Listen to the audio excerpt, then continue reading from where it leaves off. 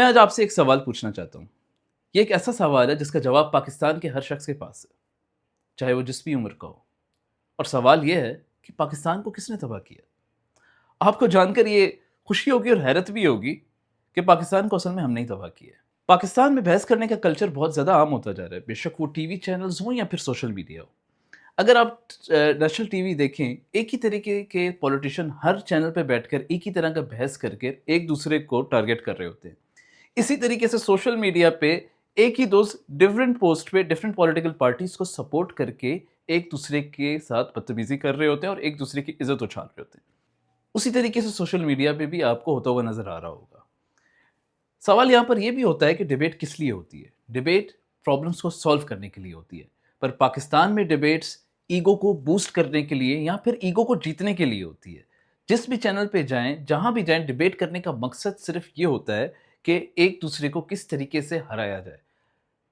ابھی کچھ عرصہ پہلے آپ نے سنا ہوگا پاکستان اور انڈیا کی ڈیبیٹ ہوئی ایک دوسرے کے ساتھ.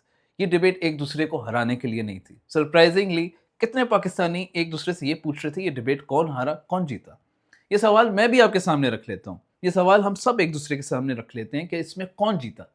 اس میں سرپرائزنگلی کوئی نہ جیتا نہ ہارا، بلکہ اپنے اوپینین کے کنٹری کی یوتھ کس طرح سوچتی ہے اس چیز کو ایک دوسرے کے سامنے رکھا گیا، انٹرنیشنلی رکھا گیا. وہاں پر صرف پاکستان اور انڈینس نہیں تھے، وہاں پر دوسرے ملک بھی تھے.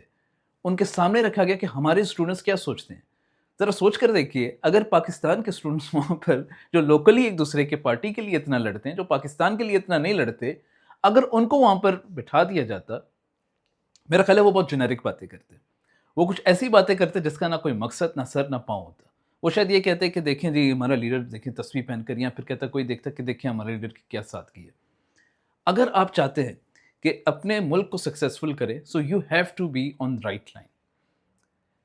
یہاں پر ہر کوئی fake economist, fake socialist, fake law expert. ایک پوسٹ پہ میں رات کو دیکھ رہا تھا کہ ایک انسان ایک ہی جگہ پہ بیسٹ اکنامی کی مثالیں دے رہا تھا. تھوڑی دیر کے بعد وہ بیسٹ ریلیجس اسکالر بھی بنا ہوا تھا. اس کے تھوڑی دیر بعد وہ لا کی ایگزامپل بھی دے رہا تھا. گیس اس کو سب کچھ اتنی نالج کہاں سے آ رہی ہے؟